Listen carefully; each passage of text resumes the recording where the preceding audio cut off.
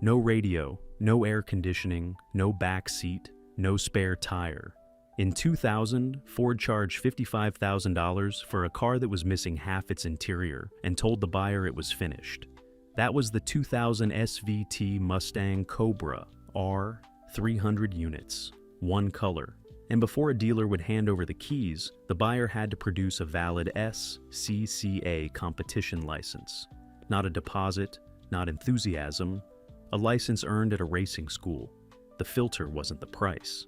The filter was proof of serious intent. Clean examples trade above $80,000 today. So, the question is a simple one. Was this the last Mustang Ford built that was genuinely serious about racing? To understand the Cobra R, it helps to understand the team that built it. Ford's special vehicle team came into existence in 1991 with a mandate that was unusual for a mainstream American automaker. The directive was simple: build cars that could win races and carry Ford's name into competition. Not cars that looked fast in a showroom. Not cars that moved metal on a Tuesday afternoon in suburban Ohio. Cars that could actually go racing. SVT operated with a kind of internal independence that was rare inside a company Ford's size. The engineers were given unusual latitude, and they used it. The 1993 Cobra R was the first result. 307 units, built specifically to meet SCCA homologation requirements, stripped of comfort equipment, and sold directly to competition buyers. 2 years later, the 1995 Cobra R pushed further. 250 units, a 5-liter engine, more suspension development, a clearer statement of purpose. Each car was a step, a refinement, a signal that SVT understood the difference between a performance car and a race car. The homologation requirement itself is worth explaining because it's the reason these cars existed at all. SCCA rules for certain classes required a manufacturer to produce a minimum number of street-legal examples before a car could compete. The logic was to prevent manufacturers from building purpose-built racers and calling them road cars for the sake of eligibility. Ford had to build real cars, cars with VINs, cars sold through dealerships. The Cobra R existed because the rulebook said it had to. Now, that context matters, because it meant SVT wasn't building a halo car for marketing purposes. They weren't chasing headlines or trying to put something aspirational in a glass case at an auto show. They were building a competition tool that happened to be street legal. The distinction sounds technical, but it shaped every single decision they made. This was the late 1990s, and the broader Ford culture was somewhere else entirely. The F-Series was the best-selling vehicle in America. The money was in trucks and sport utility vehicles, and the people controlling budgets knew it. SVT was a small team working against that gravity, pushing for resources to build cars that would sell in the hundreds, not the hundreds of thousands. The tension was real. On one side, engineers who believed Ford's competition heritage was worth protecting. On the other, the financial reality of a company that measured success in volume. SVT operated in the space between those two forces, and the 2000 Cobra R was what that space produced when the engineers were allowed to finish what they started. 3 generations of Cobra R, each one more focused than the last. The 2000 car was where that progression reached its natural conclusion. Everything SVT had learned from 1993 and 1995 went into it. And they knew, even as they were building it, that the window for this kind of car wasn't going to stay open forever. 300 units. That number wasn't an accident, and it wasn't a supply constraint. Ford wasn't limited by tooling capacity or assembly line time. 300 was a choice, a philosophical line drawn in the sand by a team that wanted to build a race car and had just enough corporate cover to do it. The SCCA homologation threshold required a minimum production run to qualify for competition eligibility. SVT met that threshold and stopped. They didn't round up to 500 to increase revenue. They didn't push to 1,000 to satisfy a dealer network hungry for inventory. They built exactly what the rulebook required, and they built it for one kind of buyer. That buyer needed a valid SCCA competition license, not a track day membership, not a high-performance driving event certificate, a genuine competition license, the kind you earn by completing a racing school and demonstrating the ability to operate a car safely at speed in a race environment. A buyer who walked into a Ford dealership without one walked back out empty-handed. The deposit didn't matter. The enthusiasm didn't matter. The license was the price of admission. Think about what that requirement actually did. It eliminated the collector who wanted a trophy for the garage. It eliminated the enthusiast who had the money but hadn't done the work. It eliminated the vast majority of Mustang buyers who followed the Cobra nameplate and wanted something special for weekend drives. The SCCA requirement wasn't a formality. It was a filter, and SVT designed it to work exactly that way. The ordering process ran through Ford dealerships, but the experience was nothing like buying a standard Mustang. There were no options, no packages, no choices to make about interior trim or wheel finishes. The car came one way. The buyer either accepted that or found something else. Ford wasn't trying to accommodate preferences. They were delivering a specification. That specification cost $55,000 in 2000. Adjusted for inflation, that sits somewhere around $90,000 today.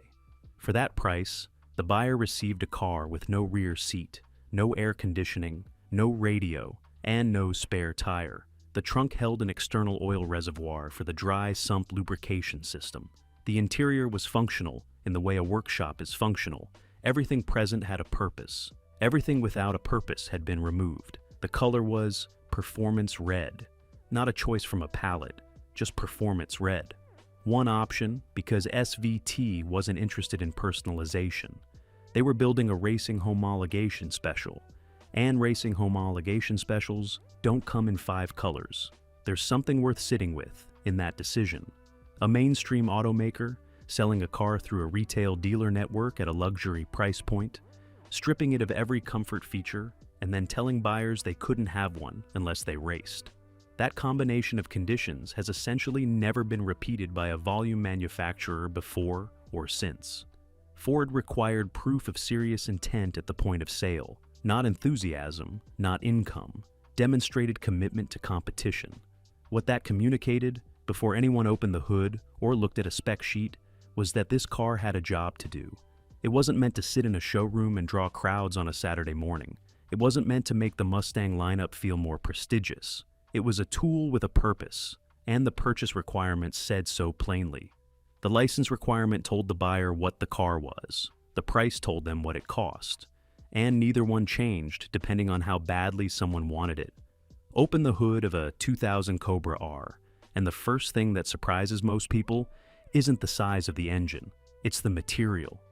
Cast iron, a thick, heavy, deliberately old-fashioned iron block in an era when aluminum was already standard practice for high-performance engines. Ford's Lightning truck used an aluminum block. The GT500 that came later used aluminum. SVT chose iron for the Cobra R, and they chose it on purpose. The engine was a 5.4-liter DOHC V8, and that displacement matters. The standard Mustang GT of that era ran a 4.6-liter, 2-valve V8, a capable engine built around street manners and broad usability. SVT went larger and heavier instead of chasing the lighter, more exotic route. That decision tells you everything about the priorities behind this engine. 385 horsepower. That number looks modest by today's standards, but it was never meant to be a peak figure. It was a sustained output number, calibrated for endurance rather than a single impressive pass on a dynamometer. Race engines live or die on consistency. A car that makes 400 horsepower for the first 20 laps and then falls apart is worth less than one that makes 385 for the entire race distance. SVT built for the second scenario. The iron block was central to that philosophy. Aluminum blocks of that era were lighter, but they were dimensionally less stable under sustained heat. At race temperatures, over extended sessions, an iron block holds its tolerances more reliably. The cylinder bores stay true. The bearing surfaces stay consistent. The engine that finishes the race is the engine that wins the race, and iron gave SVI confidence in the finish. What went into the rest of the engine matched that logic exactly. The cylinder heads were revised specifically for this application, prioritizing top-end breathing rather than the low-end torque that makes a street car feel responsive in traffic. The intake manifold was tuned for the upper rev range. The compression ratio was raised. These are changes that trade everyday usability for sustained high RPM output, which is precisely the trade SVT wanted to make. The dry sump lubrication system deserves particular attention. A standard wet sump system carries its oil in a pan beneath the engine and works well under normal conditions. Under hard cornering, that oil moves. It sloshes away from the pickup point, and for a brief moment, the engine is running with reduced lubrication. Brief moments become catastrophic moments at race speeds. The dry sump system solved this by storing oil in a separate reservoir, using a dedicated pump to maintain consistent pressure regardless of lateral load. The reservoir sat in the trunk. That's why there was no spare tire. That detail alone illustrates how completely SVT thought through the engineering. The spare tire wasn't deleted to save weight. It was deleted because the space had a better use. Every removal in this car had a reason. Nothing was stripped out carelessly. The engineering logic ran from the iron block all the way to the trunk. The contrast with the standard GT engine isn't just about displacement or horsepower. It's about the fundamental question each engine was built to answer. The GT engine asked how to make a Mustang enjoyable on a daily commute. The Cobra R engine asked how to make a Mustang last 200 miles at racing speed without losing power or failing. Those are different questions, and they produce different answers. SVT chose the harder question. They built an engine that most of its buyers would probably never push to its actual limits. But it was there. The capability was real. And the iron block sitting at the center of all of it was a quiet statement that this car was meant to work. The engine was only half the story. What SVT did to the rest of the car was just as deliberate and in some ways more revealing about the team's thinking. Start with the deletions. The rear seat was gone. The air conditioning was gone. The radio was gone. The spare tire was gone, as already noted. Sound deadening was reduced significantly, not to a bare minimum, but to a level that made clear SVT wasn't interested in refinement. What remained was a cabin that worked, not one that pampered. Each deletion had a number attached to it. Collectively, those numbers added up to something meaningful. The Cobra R came in substantially lighter than a standard Mustang GT, despite carrying a heavier iron block engine. The weight reduction from the interior alone more than compensated for the mass of that block. The engineers understood the math before they started pulling things out. What went in was more interesting than what came out. The standard SN95 Mustang used a solid rear axle, a live axle setup that had been part of the Mustang's DNA since the beginning. Functional, durable, and familiar to generations of Mustang owners. SVT replaced it with a Watts-Link rear suspension. The Watts-Link is a lateral locating device, a geometry solution that keeps the rear axle centered under the car during cornering and body roll. It reduces the side-to-side movement that a standard pan-hard bar setup allows. On a road course, where the car is constantly transitioning from one direction to another, that lateral stability matters enormously. The rear end stays planted where the driver expects it to be. Bilstein dampers went on all four corners, not because they were the most expensive option, but because they were the right one. Bilstein's gas charge monotube design provides more consistent damping force over long sessions than a twin-tube unit. Heat builds up during racing, and as dampers get hot, their performance can drift. The Bilsteins were chosen to resist that drift. The Eibach spring package worked with the revised geometry to produce a car that was genuinely neutral at the limit. Standard Mustangs of that era were tuned for understeer. Understeer is predictable. It's forgiving. It's what you want in a car that most of its buyers will never push past 80%.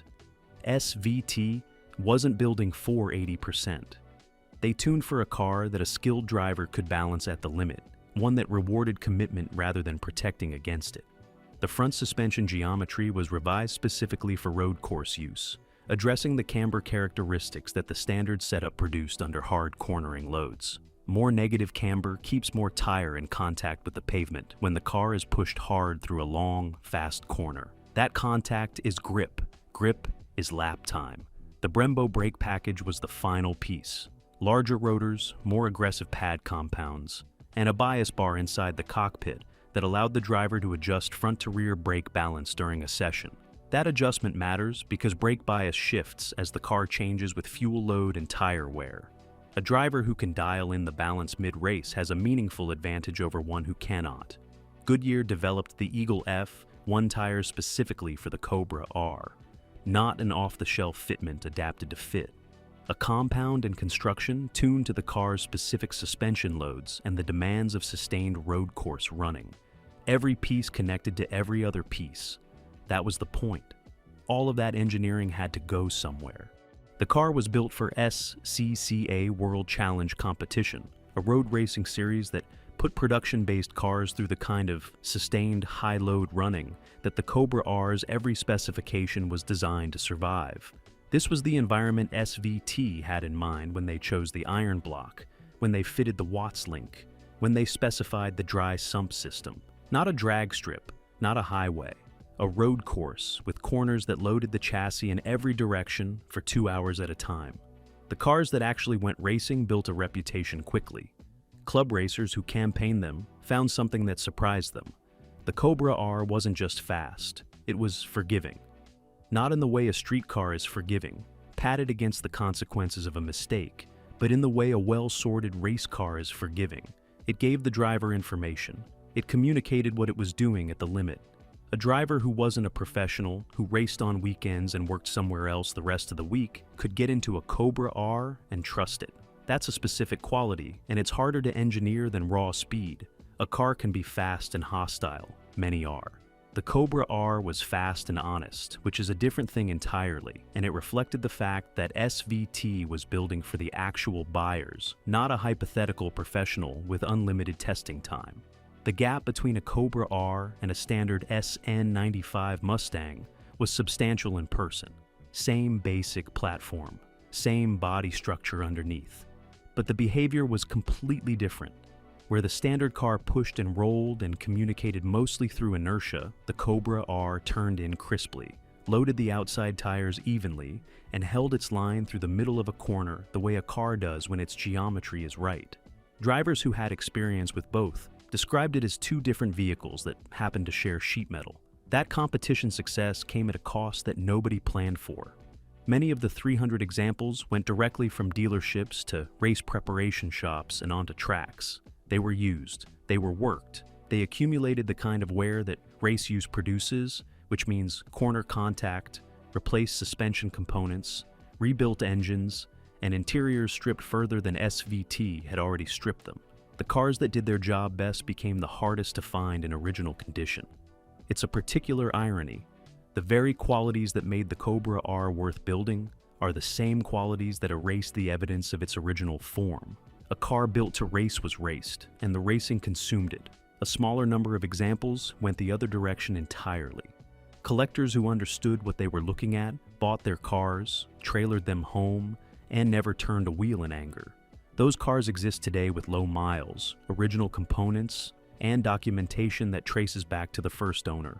They represent a completely different artifact than the race-worn survivors, and the market treats them accordingly. Two populations of the same 300 cars, both legitimate, both honest about what they are, and both increasingly difficult to find. Those two populations matter enormously when talking about what a Cobra R is worth today. Clean, documented, low-mileage examples are trading somewhere between $80,000 and over $100,000, depending on condition and provenance. That's a number worth pausing on. A car that cost $55,000 new, in a market where a loaded F-150 cost half that, is now selling for figures that overlap with modern GT500 territory. The market has made its judgment about what genuine racing intent is worth, and the answer is more than most people expected. Provenance is the word that separates one car from another in this segment. A Cobra R with documented ownership history, original service records, and verifiable competition history tells a complete story. A buyer can trace where the car went, what it did, and how it was treated. That documentation commands a premium not because it makes the car faster, but because it makes the car knowable. In a market where 300 examples were built and a significant number were heavily modified, knowable is rare. The distinction between a genuine survivor and a rebuilt car isn't always obvious at first glance, and that's exactly why a serious inspection matters. Race use leaves specific evidence. The iron block can show signs of overheating if the cooling system was stressed repeatedly without proper maintenance, and overheating damage in a cast iron block isn't always catastrophic immediately, but it compounds over time.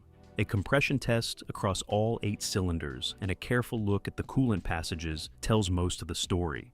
The Watts link bushings are another place to look carefully. They wear under hard use, and worn bushings change the rear suspension geometry in ways that affect how the car feels and handles. Replacement bushings exist, but a car with heavily worn originals has been used hard, and hard use means looking at everything else more carefully too. The Brembo calipers need attention. Heat is the enemy of brake components, and race-level heat accelerates wear in ways that normal road use doesn't produce. Calipers that were run hard and never rebuilt can show seal deterioration and piston scoring. A caliper in that condition isn't dangerous at low speeds, but it tells you the car was campaigned seriously and may need more work than it looks like from the outside. Check the chassis carefully for evidence of contact. Road racing produces incidents, and a car that raced for multiple seasons has likely visited a tire barrier or a gravel trap at least once. Proper repairs are possible and don't necessarily diminish value significantly if they're documented and done correctly. Undisclosed repairs are a different matter entirely. Parts availability is a growing concern. SVT-specific components that were plentiful in the early 2000s are increasingly difficult to source. Some suspension pieces require hunting through new old stock channels or having components fabricated. The dry sump system in particular requires attention because the pump and reservoir are specific to this application and not easily replaced with off-the-shelf alternatives. A buyer should understand what they're committing to before the purchase, not after. The investment case for a genuine survivor is straightforward. 300 examples produced.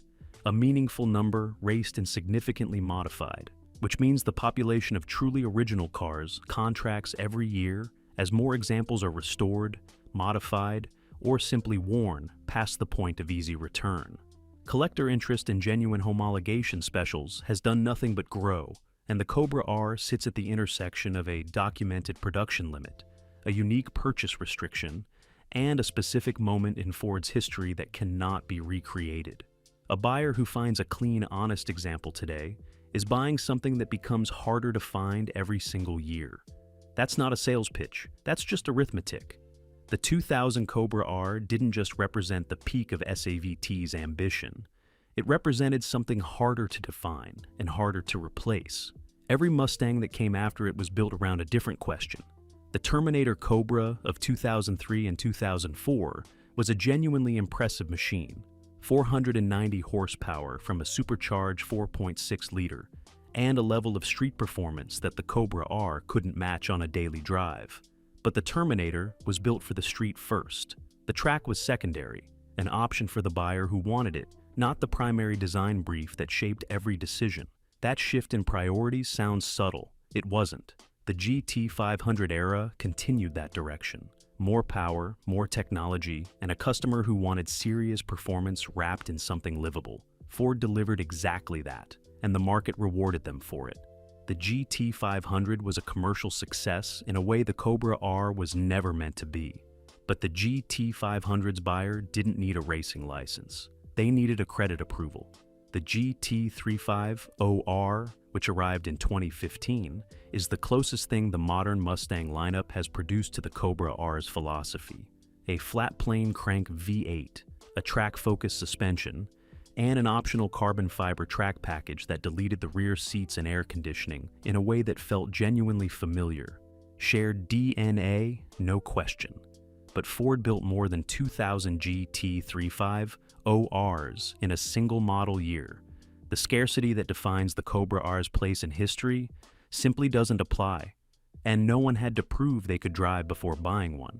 That SCCA license requirement stands alone. No mainstream volume manufacturer has attached a competition credential to a retail purchase before or since. It filtered the ownership pool deliberately, the same way the dry sump system filtered the engine oil, keeping out what didn't belong. That analogy isn't just clever, it's accurate. SVT engineered the purchase process the same way they engineered the car, with purpose, with an understanding of what the car was for and who it was for. Ford's competition ambitions after 2000 moved in a different direction. Factory-backed GT racing, the GT40 revival, and eventually the Ford GT program redirected that energy into prototype and endurance racing, rather than production-based homologation specials. The road that the 1993, 1995, and 2000 Cobra R cars traveled together simply ended. Not dramatically, not with an announcement, it just stopped producing more cars. The 2000 Cobra R was the last station on that line. 3 generations of increasingly focused machines, each one more honest about its purpose than the last, ending with a car that required the buyer to be as serious as the car itself. That is a rare alignment, and it didn't happen again. 300 cars. A racing license required, a price that has only climbed since. The Cobra R earned its reputation the hard way, by actually going racing, and the survivors carry that history in every component that hasn't been touched since the day they left the factory. Some cars are built to be driven, some are built to be collected. The Cobra R was built to go racing, and the fact that it does all 3 now says everything about how rare genuine intent actually is. If this kind of engineering intentionality matters to you, click on this next video about the 1989 Lexus LS 400. Toyota handed its engineers a blank check and told them to chase perfection. The result forced Mercedes and BMW to reckon with what luxury actually meant.